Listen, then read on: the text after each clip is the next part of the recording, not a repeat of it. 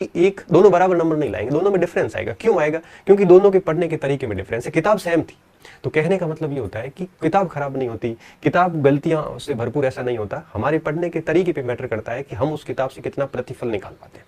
आज मुझे जहां तक याद आ रही, मैंने बहुत सारे एग्जाम्स पास किए, 7-8 एग्जाम्स तो राजस्थान के पास कर लिए नौकरी वाले।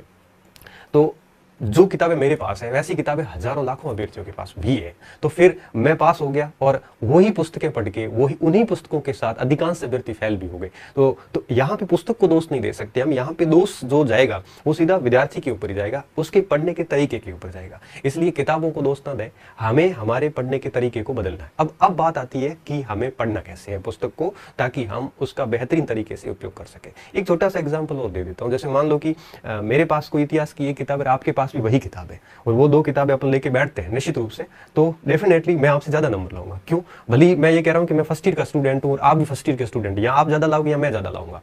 तो कहने का मतलब ये हुआ कि दोनों की बौद्धिक क्षमता अलग है, दोनों के पढ़ने का तरीका अलग है, किताब सेम ही है। तो किताबों पे अब आप देखना कि आपके पास जो किताबें हैं वही किताबें उसी तैयारी करने वाले हर अभ्यर्थी के पास ऑलमोस्ट है। फिर भी आप देखना कि सिलेक्शन ऐसे कुछ विद्यार्थियों का होगा, अधिकांश विद्यार्थी फेल होंगे। जैसे रीट ही है, 31,000 पास होंगे, बाकी सारे फेल ही होंगे, लेकिन किताबें सारी सभी के पास सेम है। तो किताब को आके पढ़ना कैसे? तो देखो यहाँ पे एक चीज और मैं बताना चाहूंगा कि जो पुस्तकें हैं ये पढ़ने के लिए छात्र का लेवल भी अलग अलग होता है। ये एक व्यक्तिगत बात होती है। जैसे कुछ विद्यार्थी बिल्कुल न्यू कमर्स होते हैं, मतलब न्यू कमर्स का मतलब ये हुआ कि जो बिल्कुल नए होते हैं इस कंपटीशन की फील्ड में, जिनको सब्जेक्ट के बारे में बहुत ज्यादा नॉलेज नहीं होता, या यूं कहिए कि उसने शुरू भी नहीं किया। कुछ ऐसे विद्यार्थी होते हैं जो बहुत ही मिडिल लेयर में होते हैं, तो ऐसे भी नहीं होते जिसको कुछ भी नहीं आता, और ऐसे भी नहीं होते जो बिल्कुल ही आपके स्किल्ड हो या दक्ष हो या बिल्कुल कंप्लीट कर चुके हो, सारा कोर्स है वो बढ़िया तरीके से कर चुके हो। तो 3 टाइप के स्टूडेंट मैं मानता हूं। कुछ ऐसे होते हैं जो बहुत ही न्यू कमर्स होते हैं, जिन्होंने बिल्कुल कुछ तैयार नहीं किया है। कुछ ऐसे होते हैं जिनका सब कुछ तैयार है, बिल्कुल रेडी एकदम, और बस ये लोग इसलिए पढ़ रहे हैं कि वो अपना ज्ञान और एनरिच करें। ऐसे लोग कहीं लगे हुए होते हैं गवर्नमेंट में, या फिर लगने वाले ही होते हैं, बस अपने नॉलेज को और एनरिच करते हैं ताकि किसी बड़े एग्जाम को पास कर सके या अपने ज्ञान को और साउंड कर सके। कुछ ऐसे विद्यार्थी होते हैं, कुछ ऐसे होते हैं जिन्होंने अभी स्टार्ट ही नहीं किया, बिल्कुल शुरू करने वाले हैं, और कुछ ऐसे होते हैं जो न दक्ष होते हैं और न नए होते हैं, बीच के होते हैं। और मेरा ऐसा मानना है कि मैक्सिमम स्टूडेंट जो है वो इस श्रेणी में आते हैं, जो न न्यू कमर्स है न ओल्ड है, ये बीच के हैं। ओल्ड का मतलब यहाँ पे कंप्लीट कोर्स किया हुआ, ये बीच की जो संख्या है इनकी तादाद बहुत ज्यादा है। मैं तीनों के बारे में अलग अलग बताता हूँ। सबसे पहले आता हूँ न्यू, जो बहुत ही नए स्टूडेंट है, जिन्होंने अभी तक चीजें शुरू नहीं की। सबसे पहले उसको क्या करना है, उनको हर विषय की एक पुस्तक लानी, उससे ज्यादा नहीं। और बेहतर यही होता है कि आप माध्यमिक शिक्षा बोर्ड या एनसीईआरटी से स्टार्ट करोगे तो ज्यादा फर्क पड़ेगा। क्यों? क्योंकि वहां पे आसान चीजें समझाई जाती है। तो इसलिए लोग एनसीईआरटी सजेस्ट करते हैं कि 6ठी से 12वीं तक की एनसीईआरटी अगर अपन करते हैं तो हमारा इतिहास, भूगोल, पॉलिटी, इकोनॉमिक्स, ये बेसिक सारा अच्छा हो जाता है। इसके बाद अपन अगर ऑथेंटिक बुक देखेंगे तो वो अपने को अच्छी तरीके से समझ में आ जाती है। तो ऐसे सामान्य चीजों से स्टार्ट करना चाहिए उसको। फिर करना क्या चाहिए, एक साथ मैक्सिमम एक साथ 1 या 2 विषय लेने चाहिए, क्योंकि नए स्टूडेंट होते हैं तो उसके लिए एक विषय पर्याप्त है। और मान के चलिए कि अगर 1-2 साल कोई आपके आसपास एग्जाम नहीं है तो एक विषय पढ़िए, और आपको लगता है कि 6-7-8 महीने बाद एग्जाम है या एक विषय में आप बोर हो रहे हैं तो कोई 2 विषय एक साथ पढ़िए, और 2 विषय के लिए कोई 2 किताबें लाइए। ज्यादा नहीं लानी, कितनी पुस्तकें लानी है, 2 पुस्तकें लानी है। और जितनी ज्यादा किताबें लाओगे उतना आप भ्रमित होंगे, उतना आप अपना परफॉर्मेंस बिगाड़ते जाओगे। फिर क्या करना है, फिर उस किताब के साथ क्या करना है, जैसे ही वो किताब आप लाए, उस किताब में सबसे पहले आपने पहला अध्याय निकाला। उस पहले अध्याय को निकालने के बाद आपको क्या करना है, उस अध्याय को बढ़िया तरीके से एक बार पढ़ लेना। जैसे आप अखबार पढ़ते हो ना, कोई भी खबर पढ़ते हो, उस तरह से पेंसिल लेके बैठो और पूरे के पूरे टॉपिक को अच्छी तरीके से पढ़ लो। उसके बाद में अगर आपको लगता है कि अच्छा, उसके बाद में भी एक चीज और होती है। अगर आप न्यू है लेकिन उस विषय की आपकी समझ अच्छी है, आपने 3-4 साल पढ़ा है चाहे स्कूली शिक्षा वगैरह में, तो अगर आपकी पकड़ अच्छी है या आप बिल्कुल नया विषय पढ़ रहे हैं, तो पूरी किताब एक साथ पढ़ लो। ये जैसे 20 टॉपिक है, 20 टॉपिक पढ़ के उसके बाद दोबारा उसका रिवीजन करो। तो अगर आपने थोड़ा बहुत पढ़ रखा है तो पहला पार्ट पढ़िए बढ़िया तरीके से। पढ़ने के बाद अगर पहले पढ़ रखा है तो उसी दूसरे टॉपिक को एक बार फिर वापस पढ़ लीजिए। तो दूसरी बार जब पढ़ोगे तो फिर क्या होगा, दूसरी बार जब भी पढ़ोगे तो आपको कुछ चीजें समझ में आनी शुरू होगी। जहां जहां समझ में आ जाता है वहां वहां अंडरलाइन करना शुरू कर दो। ऐसे करके आप किताब को एटलीस्ट 1 से 2 बार करिए। उसके बाद में जब तीसरी बार पुस्तक पढ़ोगे तो आपको बहुत सारी चीजें समझ में आनी शुरू होगी, और तीसरी बार जब पढ़ोगे तब आप किताब के मार्जिन पर साइड में लिखना भी स्टार्ट कर लो, और जब यही पुस्तक चौथी बार निकलेगी तो निश्चित रूप से आपको उस किताब के अंश याद हो जाएंगे, और यहाँ पे चौथे चरण में आप नोट्स बना सकते हैं। यहाँ पे टाइम लगता है इन चीजों को, लेकिन चीजें इतनी पक्की तरीके से काम करती है कि उसके बाद फिर दिक्कत नहीं आती है। तो ये काम किया जा सकता है न्यू कमर्स के लिए। आपको ये चीजें करनी है, एक किताब को कम से कम आपको 4 से 5 बार पढ़ना है और कंटिन्यू फिर उसका आपको रिवीजन करते जाना है, ठीक है। फिर ये इन स्टूडेंट्स को क्या करना है, इनको कम से कम 2 विषय तो एक साथ रखने ही रखने हैं, और उन 2 विषयों को क्या करना है, उन 2 विषयों को बढ़िया तरीके से तैयार करते रहना है। और आप यूं कहिए कि कम से कम आप हर टॉपिक को एक साथ ही 1-2 बार पढ़ लो, और 2-2 3-3 बार पढ़ने के बाद आगे बढ़ोगे तो फिर आपका जल्दी हो जाएगा। आपका 2 बार मैं इसलिए कह रहा हूं कि आपकी स्थिति इनके जैसी नहीं है। आप पूरी किताब पढ़ो, उससे बजाय आप हर टॉपिक को 2-2 बार कंटिन्यू पढ़ते जाओ और फिर आगे बढ़ो, और फिर तीसरी बार फिर पूरी बुक ही एक साथ पढ़ लो, और चौथी बार उसमें फिर आप सॉर्ट आउट नोट्स कर सकते हैं। और इन लोगों को तो फिर क्या करना, किताब को खाली पढ़ना ही है, और ये जब लोग किताब पढ़ेंगे तो निश्चित रूप से कुछ फैक्ट नए आएंगे, उस फैक्ट को वो देख लेंगे, क्योंकि उनकी इमारत तो तैयार है।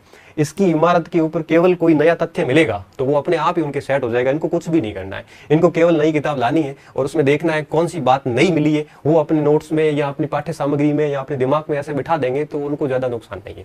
मेन समस्या यहाँ पे आती है। तो आपको क्या करना है, सबसे पहली चीज क्या करनी है, किताब की सामान्य रीडिंग करनी है। सामान्य रीडिंग का मतलब एक प्रकार से पूरा उसके ऊपर से अध्ययन करना है। रीडिंग करने के बाद में उन चीजों की स्टडी करनी है। स्टडी का मतलब होता है थोड़ा सा समझना टॉपिक को। जैसे मैं आपको एनसीईआरटी की क्लास से कंटिन्यू पढ़ा रहा हूँ, आप देखना उसमें कि मैंने जब भी कोई टॉपिक लिया है तो उस टॉपिक को, उस जो हेडिंग है उस हेडिंग को मैं आपको समझा रहा हूँ। मैं रीडिंग नहीं करवा रहा हूँ, मैं समझा रहा हूँ, सीधी स्टडी करवा रहा हूँ।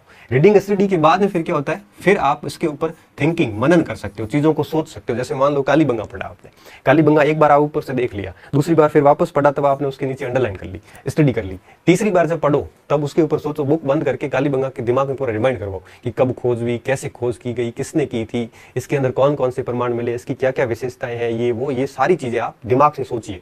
जब आप ये सोचोगे तो बहुत सारी चीजें भूलोगे तो आप वापस चेक कीजिए। ऐसे आप तीसरे स्टेज पे मनन कीजिए। मनन करने के बाद में अगर आपके पास टाइम है तो आप रिटन अर्थात नोट्स भी बना सकते हैं। शॉर्ट में नोट्स हमेशा शॉर्ट में होते हैं। शॉर्ट में ऐसे नोट्स बना दो कि उस पुस्तक को वापस ना देखना पड़े।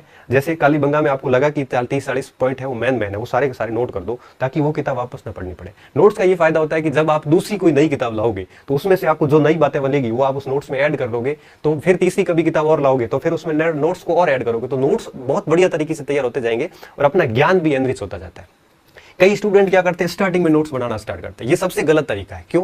क्योंकि स्टार्टिंग में हम एक पुस्तक को जितनी बार पढ़ेंगे उतनी बार हमें नई चीजें मिलती जाएगी। तो फिर आप पहले गो थ्रू में सीधा ही नोट्स बनाओगे तो दूसरी बार पढ़ोगे, दूसरी बार फिर नई चीज आएगी, फिर कहोगे यार ये नोट्स पूरा नहीं है। तीसरी बार पढ़ोगे फिर नई चीज आएगी, फिर कहोगे कि यार नोट्स में फिर भी अधूरापन रह गया। इससे बेहतर ये होता है कि कम से कम 2 से 3 बार पढ़िए, रीडिंग कीजिए, उसकी स्टडी कीजिए, फिर उसके ऊपर सोचिए टॉपिक के ऊपर, और सोचने के बाद में फिर उसके नोट्स बनाइए। रीडिंग में टाइम लगता है, स्टडी में काफी टाइम लगता है। जैसे मान लो एक किताब आपने 20 दिन में पूरी पढ़ ली, तो 20 दिन पढ़ने के बाद कम से कम आपको वापस 20 से 30 दिन लगते हैं स्टडी करने में। फिर सोचने में आपको 5-7 दिन भी नहीं लगेंगे। क्यों? क्योंकि जो चीजें आपने अच्छी तरीके से अध्ययन कर लिया। जैसे मैं एक एग्जांपल देता हूं। जैसे आपको मैं कहूं कि आप मेरे बारे में कोई किताब लिखी हुई है और मैं आपको दे देता हूं, आप उस किताब को पढ़ के मेरे बारे में जानिए। तो आप उस किताब को पूरा पढ़ोगे मेरे बारे में जो लिखी हुई है, उसको पढ़ने के बाद आप मेरे बारे में इतना नहीं जान पाओगे जितना आप वापस मेरे बारे में स्टडी करोगे और मेरे बारे में सोचोगे कि ये है, वहां से है, ये करते हैं, वो करते हैं, तब आप विजुअल करोगे, तब चीजें अच्छे से याद होगी। और जब रीडिंग और स्टडी होती है तो टाइम लगता है, थिंकिंग में टाइम भी नहीं लगता, और ये चीजें यहाँ पे जो है ये आपके मन मस्तिष्क में सेट हो जाती है। और यहाँ पे अगर हम क्या करते हैं, हम रीडिंग स्टडी तो ठीक है कर लेते हैं, फौरी पढ़ते जाते हैं, 20-20 बार पढ़ लेते हैं, लेकिन उसके ऊपर बिल्कुल नहीं सोचते। जब तक टॉपिक के ऊपर सोचेंगे नहीं तब तक वो टॉपिक पूर्ण रूप से हमारे को फल देने वाला नहीं है। हम कहते हैं ना परीक्षा में हमारी गलती होगी, गलती नहीं है, दरअसल हमने उस टॉपिक के ऊपर कभी सोचा ही नहीं था, हमने केवल किताब पढ़ते ही गए। तो कृपया करके पहले किताब को फौरे तौर पर रीडिंग मारे, फिर उसकी 2 से 3 बार स्टडी करें अच्छे से। स्टडी का मतलब ये होता है कि कोई भी पैराग्राफ लेके उसको सोचिए, उसके अंदर क्या लिखा हो, उसका सार क्या है। आप मेरी एनसीईआरटी की क्लास देखना, मैं आपको यहाँ पे स्टडी करवा रहा हूँ। मैं आपको, जैसे कल अपन ने बात की थी पिछले लेक्चर में कि विहार क्या थे या संघ क्या थे या बुद्ध का जीवन क्या था, हमने पूरे इस बोर्ड पे वो स्टडी कर ली उसकी। तो इस प्रकार से स्टडी 2-3 बार कीजिए, उसके बाद में उसके ऊपर सोचिए, सोचने के बाद में आप शॉर्ट में नोट्स कर सकते हो और उसके बाद में आप कंटिन्यू उसका रिवीजन कीजिए। अगर आप इस चरण को फॉलो करोगे तो निश्चित रूप से एक बार टाइम लगेगा, लेकिन ये चीजें ऐसी तैयार हो जाएगी, फिर आपके लिए दिक्कत हो जाएगी कि कौन सी नौकरी ज्वाइन करूं, ये कंडीशन आ जाती है। अगर आप शॉर्टकट सब कुछ करना चाहते हो तो जीवन में कुछ भी नहीं होगा। कोई भी एक पुस्तक इन 500 चरणों से गुजरती है तो कम से कम उसको 3 से 4 महीने लगते हैं, कोई भी एक पुस्तक। और मैं मानता हूं टोटल 6 जनरल स्टडी में 6 ही भाग है, ज्योग्राफी, हिस्ट्री, पॉलिटी, इकोनॉमिक्स वगैरह 6 ही भाग है। 6 में से 4 बड़े अहम है। इन 4 भाग के ऊपर अगर ये 3-3, 4-4 महीने दिए जाए तो निश्चित रूप से 1-1.5 साल के अंदर ये सारा मटेरियल बढ़िया तरीके से रेडी हो जाता है। और फिर क्या होगा कि अगर ये चारों तैयार हो गए तो फिर आप कोई भी एग्जाम में बैठोगे तो आपको बिल्कुल परेशानी नहीं होनी पड़ेगी। बस सिलेबस देखना ही पड़ेगा कि कौन से टॉपिक शेष रहे हुए हैं जो मैंने नहीं किए, वो ही करने पड़ेंगे, बाकी तो सारा ऑलरेडी आपका तैयार होगा। तो कृपया करके आप अगर मिडिल के हैं चाहे आप न्यू कमर्स हैं, आप टॉपिक बुक्स लीजिए। अगर आपने बिल्कुल नए हैं तो आप पूरी किताबें पढ़ डालिए। अगर आपने कुछ पढ़ रखा है तो एक एक टॉपिक को आप इन 500 चरणों से एक साथ गुजर सकते हो। जैसे ये किताब में मान लो 20 टॉपिक है तो पहले टॉपिक की रीडिंग कर लो, 2 बार स्टडी कर लो, फिर सोच लो, फिर उसके बाद नोट्स कर लो। फिर दूसरे टॉपिक है, ये दूसरे टॉपिक के 5 चरण कीजिए, फिर तीसरे टॉपिक के ये 5 चरण कीजिए। आप अगर मिडिल में है तो ये टॉपिक वार भी ऐसे कर सकते हैं। अगर आप बिल्कुल न्यू है तो पुस्तक वार ऐसे कीजिए कि 15-20 पार्ट है, पहले अच्छे से रीडिंग कर लो, फिर उसकी 1-2 बार स्टडी कर लो अच्छे से, और उसके बाद में उसको थिंकिंग, मनन कीजिए उसके ऊपर। जितना ज्यादा मनन होगा और जितना ज्यादा रिविजन होगा, सफलता के 2 मूल आधार है। 100% एक्यूरेसी आएगी, एक सिंगल सवाल गलत नहीं होगा परीक्षा में अगर आपके पढ़ा हुआ आया है तो थिंकिंग और रिविजन, ये 2 चीजें बहुत ज्यादा जरूरी होती है जो कि हम नहीं करते। मैंने देखा विद्यार्थी क्या करता है, विद्यार्थी किताब लाता है और फिर ठीक है पढ़ता जाता है, उसको खुद को नहीं पता वो क्या पढ़ रहा है। उसकी हालत ये होती है कि वापस जब 2 घंटे किताब छोड़ के वापस किताब पकड़ता है तो उसको देखना पड़ता है कि मैं पढ़ कहाँ रहा था। ये स्थिति है हमारी। हम पढ़ते जाते हैं, पागलों की तरह देखते जाते हैं, पता नहीं कुछ समझ में आ नहीं रहा है। हम केवल रीडिंग ही करते हैं पुस्तक की, भले 20 बार रीडिंग कर लोगे कोई फर्क नहीं पड़ेगा। कम से कम आप एक बार, देखो अखबार की स्टडी नहीं करते, हम रीडिंग करते हैं, न्यूज पढ़ के छोड़ देते हैं, हमें नहीं पता कौन से दिन क्या न्यूज आई थी।